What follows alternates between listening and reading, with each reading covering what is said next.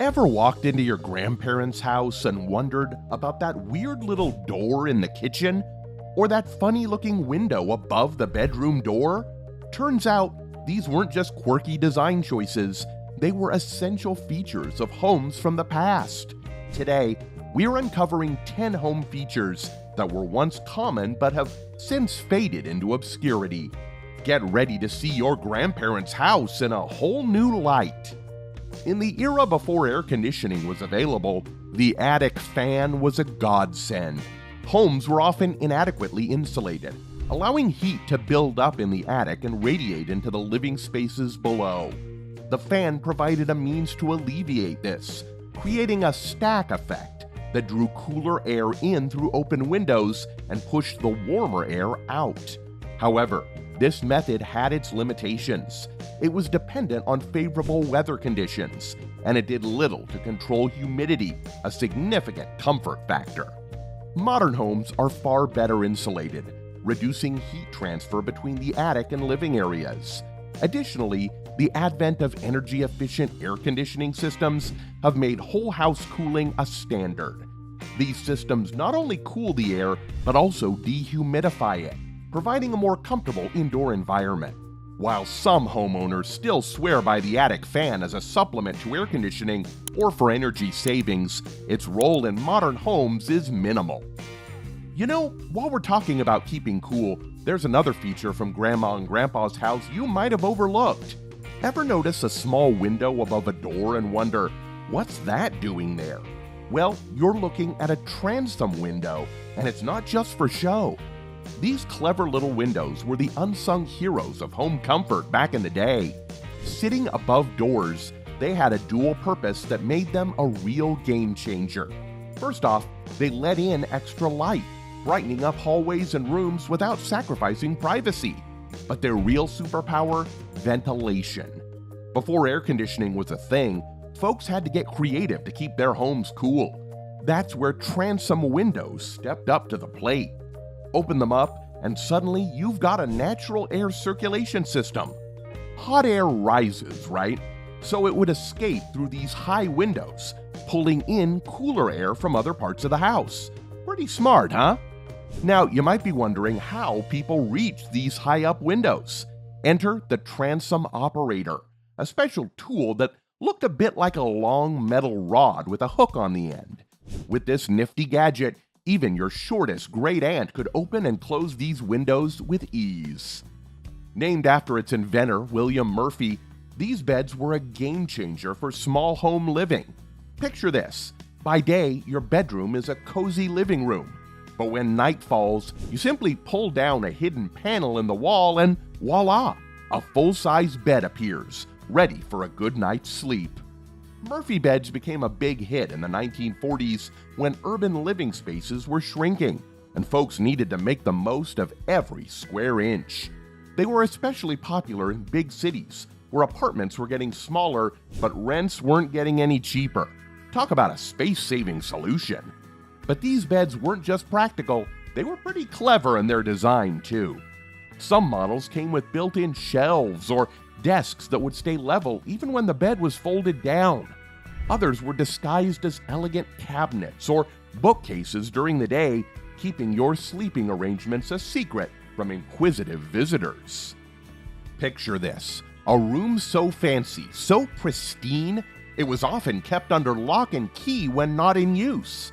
The parlor was the crown jewel of the home, a place where families could show off their finest possessions and their impeccable taste. It wasn't just any old room. It was a stage where social status and sophistication collided.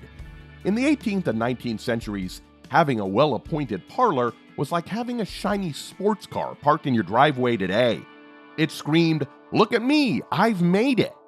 These rooms were decked out with the family's best furniture. Plush chairs, elegant sofas, and often a grand piano. The walls might be adorned with fine art or family portraits, all carefully arranged to make the right impression. But the parlor wasn't just for show. It was the backdrop for all of life's big moments. Weddings, funerals, holiday gatherings, they all happened right there in the parlor. It was where courting couples would sit under the watchful eye of a chaperone, and where important guests were received and entertained. Once a common feature in grand homes and opulent establishments, the dumbwaiter has largely vanished from the modern landscape. This small vertical elevator, typically encased in a shaft, was designed to transport goods between floors. Its name is a misnomer. It never spoke, but silently carried out its task of moving food, dishes, or other items. In the heyday of domestic servants, the dumbwaiter was an invaluable tool.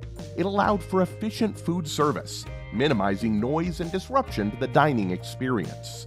Kitchens were often located in basements, and the dumbwaiter provided a discreet means of transporting culinary creations to the upper floors. In commercial settings, such as restaurants and hotels, it was essential for managing food and supply logistics. Ever wondered how different your morning routine would be without running water? For our grandparents and great-grandparents, this wasn't just a hypothetical question, it was their daily reality. Before indoor plumbing became the norm, they relied on a simple yet ingenious solution: the trusty wash basin and pitcher. Picture this: a handcrafted wooden stand, often made from fine mahogany or walnut, standing proudly in the corner of a bedroom. Atop this stand sat a large ceramic bowl, the wash basin, accompanied by a matching pitcher filled with water. This wasn't just a functional setup, it was often a decorative centerpiece, showcasing the family's taste and style. Every morning, folks would pour water from the pitcher into the basin, ready to start their daily hygiene routine. Face washing, teeth brushing, and quick freshen-ups all happened right there at the washstand. It was far away from our modern bathrooms with running water at the turn of a tap, but it got the job done.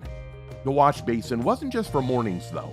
Throughout the day, family members would stop by to wash their hands or cool off, and at night, it was time for a more thorough wash-up before bed. Imagine the nightly ritual of emptying and refilling that pitcher, making sure there was enough water for the next day's ablutions. This small, often overlooked feature is called a coal chute, and it played a crucial role in keeping Victorian homes toasty during chilly winters.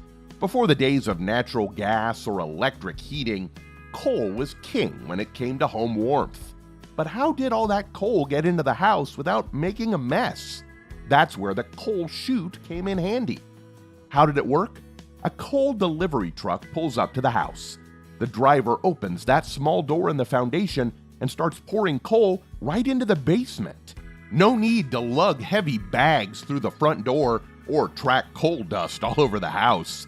The coal would slide down a metal chute, landing in a special room next to the furnace. This clever system made heating a home much more manageable. Instead of constantly bringing in fuel from outside, homeowners could just shovel coal from their basement stockpile into the furnace as needed. It was like having your own personal power plant right under your feet. Ever wondered how electricity first made its way into homes? While we've explored how our ancestors kept warm with coal chutes, let's flip the switch and illuminate another fascinating aspect of old houses: knob and tube wiring. Back in the early days of electricity, from the 1880s to the 1930s, this cutting-edge system was lighting up homes across America. Knob and tube wiring was the first standardized method of bringing electricity indoors, and it was quite a sight to behold. Single insulated copper wires running through your walls and ceilings, held in place by porcelain knobs and tubes. The knobs kept the wires in place, while the tubes protected them as they passed through wooden beams. It might sound simple, but this system was a game changer, bringing the marvel of electric light into homes for the first time. One of the coolest things about knob and tube wiring was how cost-effective it was. Using less copper than modern wiring methods, it was an affordable way for families to join the electric age. Plus, the open air around the wires actually helped prevent overheating. We've explored how our grandparents heated their homes and brought electricity indoors. But what about their daily essentials? Imagine waking up to find fresh milk waiting for you as if by magic. Well, for many of our grandparents, this wasn't a dream, it was their everyday reality, thanks to a clever little feature called the milk door. These small insulated doors were built right into the walls of homes and apartments. They served a simple yet ingenious purpose: to make milk deliveries a breeze.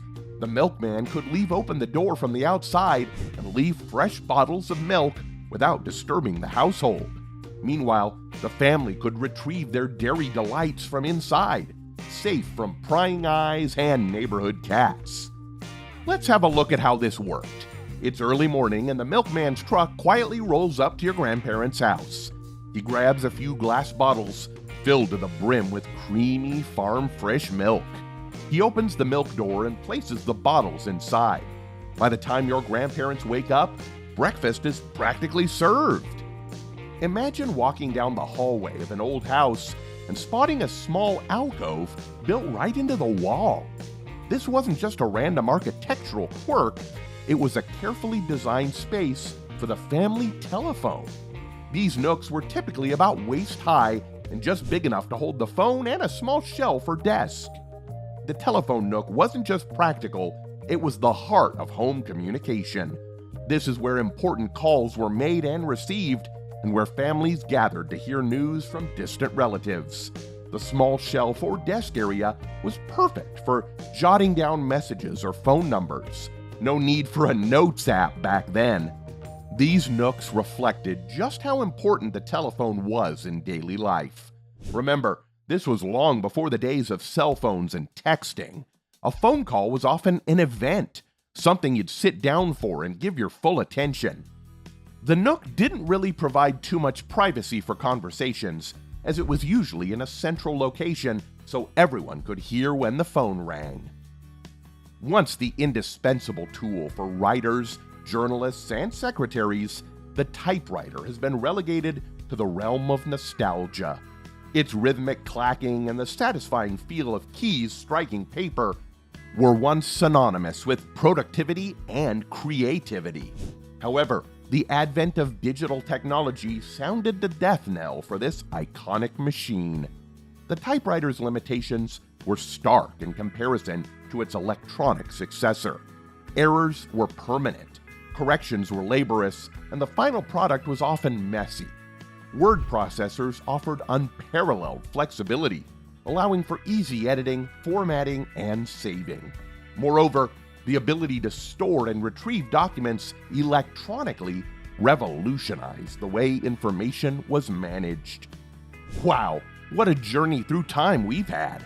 From iceboxes to coal chutes, we've seen how our grandparents' homes were full of clever solutions to everyday challenges. These features weren't just functional, they tell us so much more about how people lived, worked, and relaxed in the past. Tell us what your memories about such features are, and subscribe to our channel to be up to date when new videos come along.